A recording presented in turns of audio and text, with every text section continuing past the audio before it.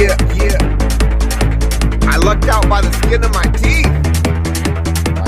Followers. How many people actually follow me on YouTube? How many people actually follow me on YouTube? Can you comment below if you've seen more than a few of my videos? So, my last video I was talking about if I didn't get a payout from that current funded account that I had, that it was going to be it for me. So, I got a payout. Oh, I got a payout. I'll put the evidence of that certificate here. It was a screenshot. Alright, so I got the payout, and well, one mental thing led to the eventuality of my demise, because there's this thing about trading that if you're trying to force it,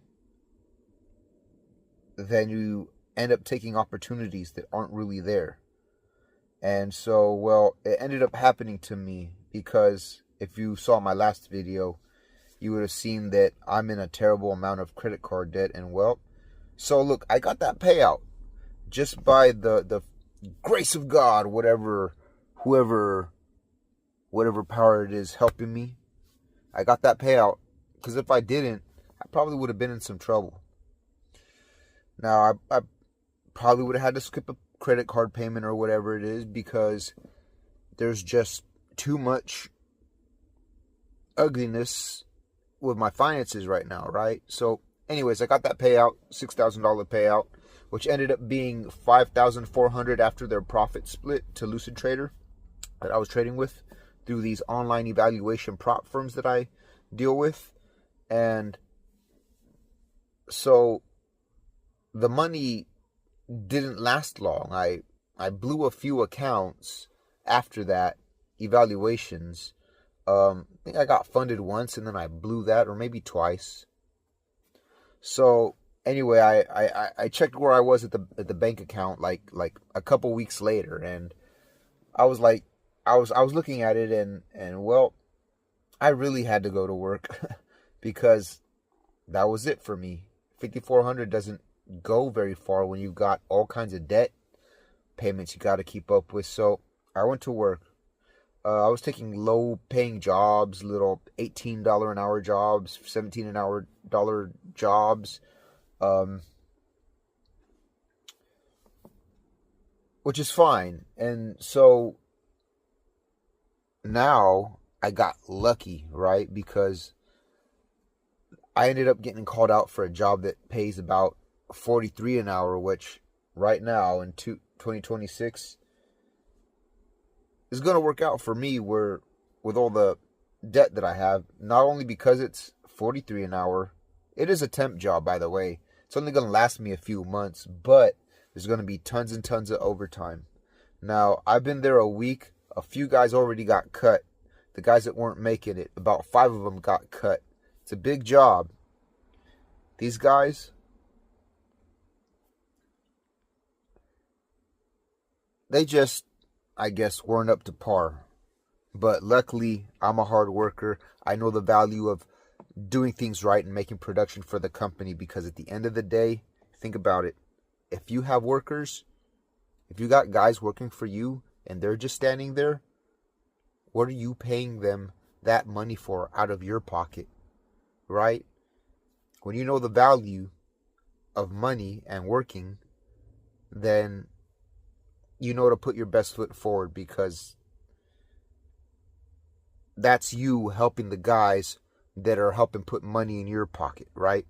So anyways, I got this job and they promised us all kinds of overtime. Now, unfortunately, it's not during times that I can trade the normal market. It's pretty freaking early. I have to start at 5 a.m., right? But anyway, it's going to be a whole lot of overtime. We're going to do 48-hour work weeks. Hopefully some weekends too. But that's just where it's been. Oh, by the way, I got funded by Apex Trader. I've been funded by them 3 times now. 3 times. Their rules are not the easiest, and they've just rebranded themselves with a whole do-over of their rules and stuff. And now you get a payout after only 5 days of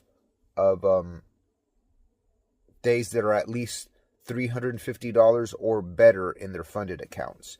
And then so I'm gonna work with the bare minimum. All I'm gonna do is that to ensure my payout, because even though I am profitable by now, it's like, you know, versus the money going in and coming out, it's like I'm just a little bit ahead right now. This is 6 years of day trading. You want to be a good day trader too? This is what it takes. You have to study everything that you need. Now look, I'm studying for something that's called, where is it? I don't have the book here. It's called the SIE exam.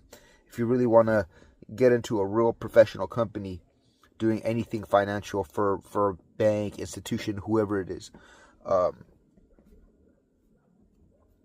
So I'm doing that too. So anyways, funded with Apex Trader, an evaluation prop firm where we trade futures on the simulation side, but it's the actual real market that it's following. If you know, you know. But anyway, yes, it's the real market and all the real.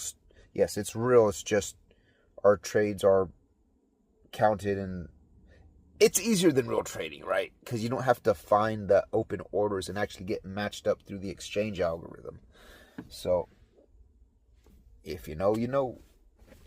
Anyways, $6,000 payout just wasn't cutting it for me. I'm gonna look for whatever it is that's gonna ensure my payout with Apex Trader. These guys are gonna help me. The payouts will ensure that I pay down my credit card debt, so I don't have to scramble so much when I'm out there looking for the next job, right? Because it's like the work is there when it's there, but when it's not, you're gonna feel sorry if you didn't work harder and put your best foot forward on that last job, because that's just the way it works. Now, if you followed me for a while and you've watched my videos, then I hope you can see, well, I don't know if I've put forward that information, that I've put all my free time into learning more about these markets. But that's what it takes. That's what it takes if you want to be good at trading. It's just every other person that's out there, that's who you're competing against, right? If you take too many payouts from evaluation firms, they're going to raise their prices, and it's going to be that much harder, right?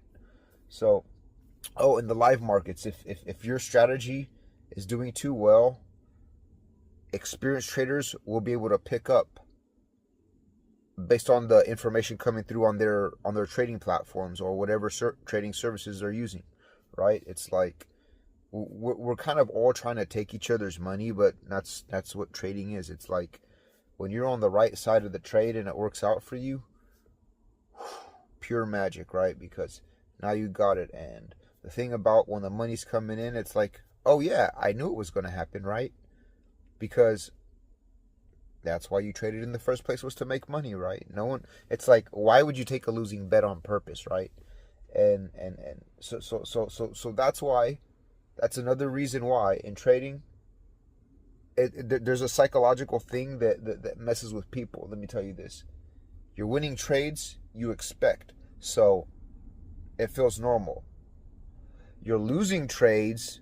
Now, why would you take a bet that you know that's going to lose? You don't. So losing trades are the ones that mess with you, okay?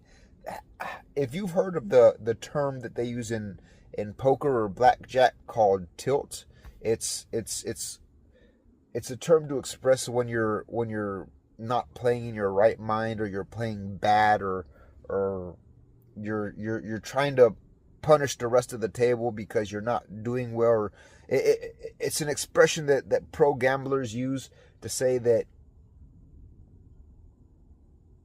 you're on a bad path right now, okay? And that's what happens to people that have been trading a long time. Because when you lose too much, you don't plan to lose, so now it messes with you. Trading lesson for the day: don't go on tilt, and if you do, walk the fuck away, man. And don't blow all your money at the casino.